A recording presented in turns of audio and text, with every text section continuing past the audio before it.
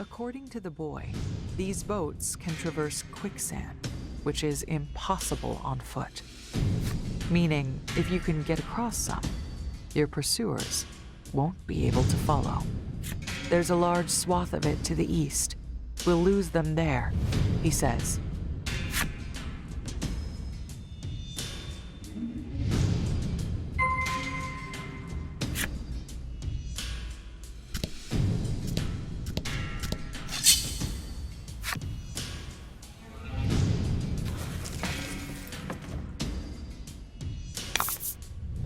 To battle.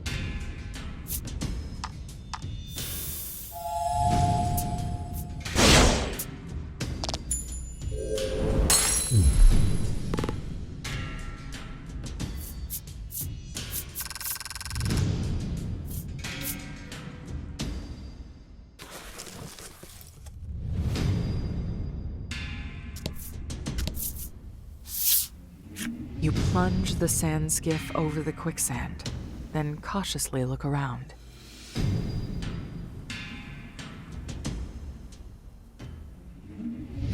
It seems you've managed to shake your pursuers.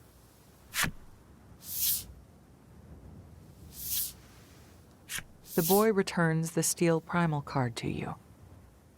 I'm sorry for using it, he says. You take the card back from him.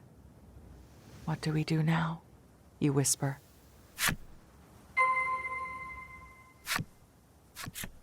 You've both gotten your revenge. Neither of you had any plans beyond that. He turns to you and asks, "Isn't there anything you want to do?" "How about you?" you question back. The boy gives a somewhat sad laugh. You place your hand to your chest and wonder what you want to do.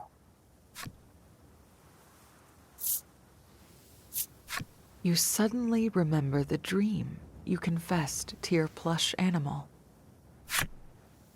"I want to see the stars," you say. It's been your dream since you were young. The boy nods. "I'll show you the most beautiful stars in the world," he says, then extends a hand to you. You take it.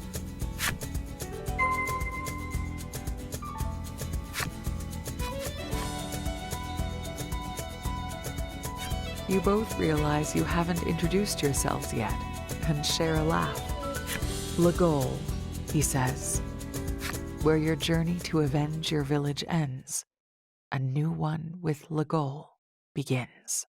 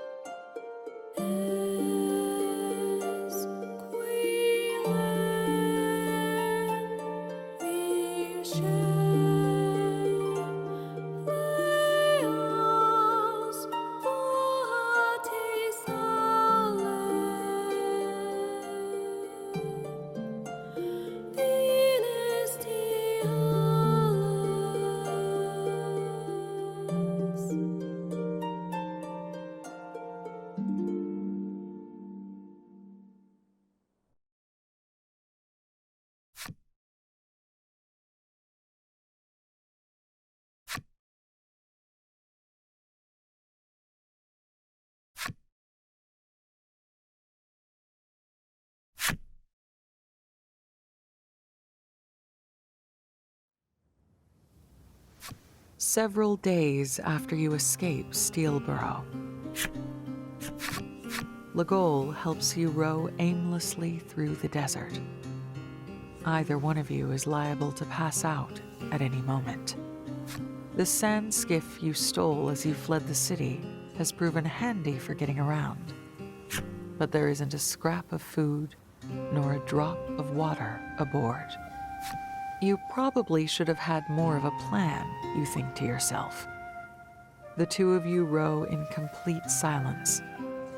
You fear if you make so much as a peep, the sheer effort involved will cause you to collapse. You propel the boat forward with all your might, when suddenly,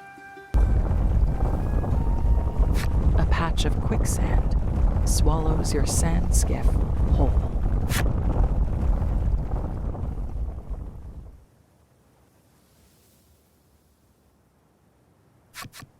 Where are we? You look around, trying to figure out where the quicksand has spit you out.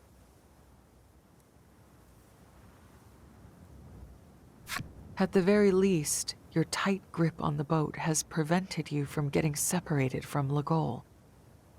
But in a desert this vast and empty, there's no telling how far the quicksand might have taken you. We better find some water, Legol grumbles, shaking sand out of every possible crevice. His comment snaps you out of your bewilderment. You nod at him and begin searching your surroundings for potable water. Unfortunately, your legs are less cooperative. They may as well be made of lead.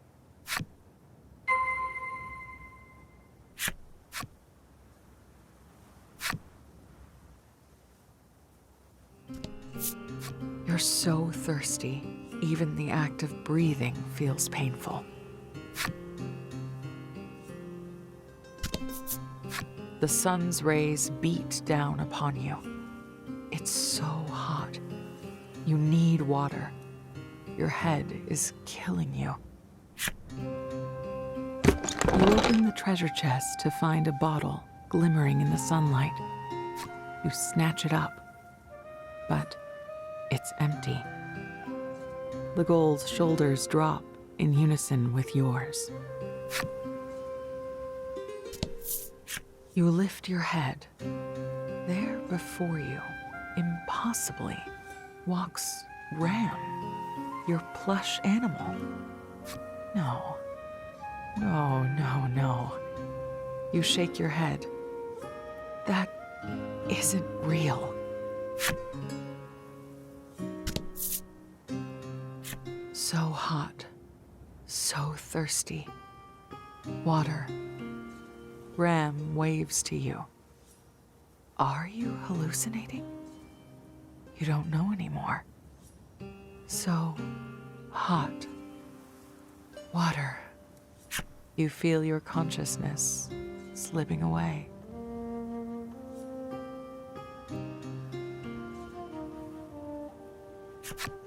When your eyes finally open, you find yourself back on board the sand skiff. We better find some water, Legol grumbles, shaking sand out of every possible crevice. His comment snaps you out of your stupor. Apparently you hallucinated everything that just happened, which means you'd better find that water, and fast. You nod at him and begin searching your surroundings for potable water.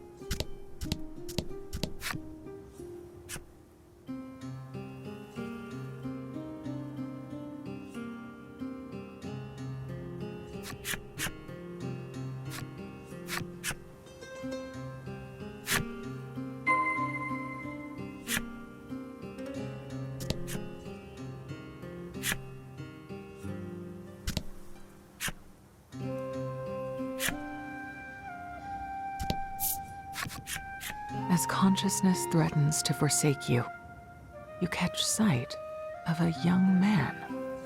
"You've come at a very good time," he chirps.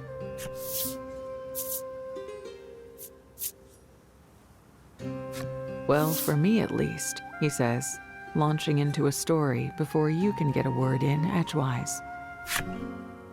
His words flow as quickly as the quicksand that brought you here. Legol musters every last ounce of his strength to try and interrupt the torrent of babble, when suddenly a monster's cry issues from behind the youth. "You see, I was about to be attacked by foul beasts," the youth says, beaming. "Yes, you've come at a very good time indeed," he chirps again, which must be his way of asking for your help. You certainly haven't the strength to escape. Looks like you're in for a fight.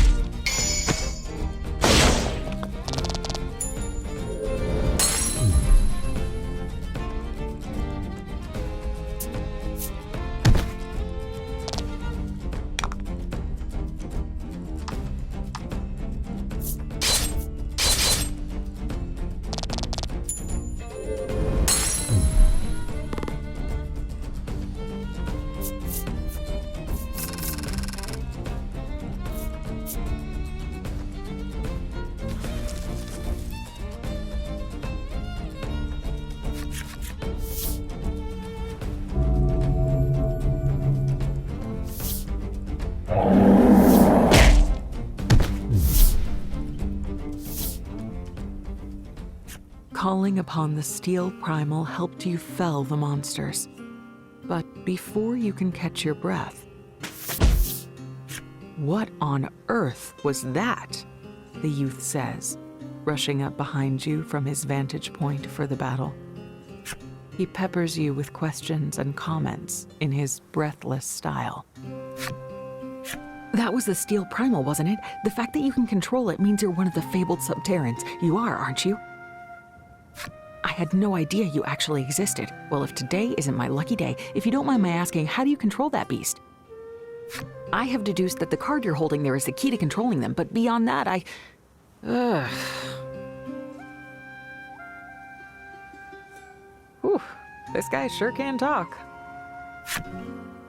He pays your pained expression no mind as he carries on, finally realizing that he has yet to introduce himself. The young man's name is Pulche, and he's on a long, winding journey in pursuit of monsters to study. As if you hadn't heard enough, he asks if you'd like to hear an explanation about the primals.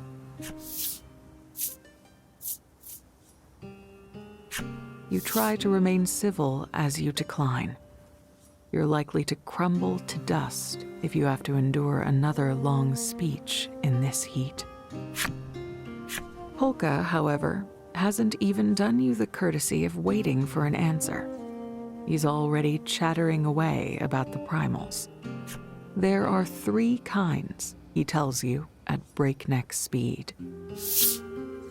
In addition to the steel primal, there exists a fire primal and a frost primal. And all are powerful enough to cause changes in their natural environment because of reasons. Unfortunately, your fevered brain can parse no more of his blathering. "Look, we helped you, so give us some water already," Legol barks, clearly out of patience. Finally, Pulche closes his mouth for the first time since you've met. He looks rather contrite, for he, too, has no water on his person. You stare at him, speechless. "You know, I'm actually rather thirsty," he says, and collapses into the sand. Clearly, his was a thirst brought on by incessant blabbering rather than fleeing from monsters. You both look at Pulche's crumpled form, and then at one another.